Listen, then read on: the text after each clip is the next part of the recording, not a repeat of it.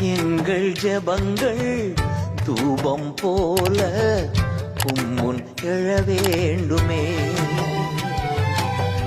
எங்கள் ஜெபங்கள் தூபம் போல உம்முன் எழ வேண்டுமே.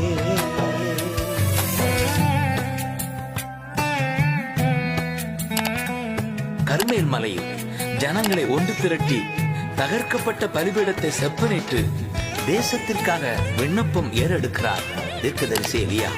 மன்றாட்டு வீரர்களே, எழும்புங்கள், மன்றாடுங்கள், தேசத்தை மாற்றுங்கள். ஜெபிக்கும் எலியாக்கள் தேசமெங்கும் எழ வேண்டும். ஜெபிக்கும் எலியாக்கள் தேசமெங்கும் எழ வேண்டும்.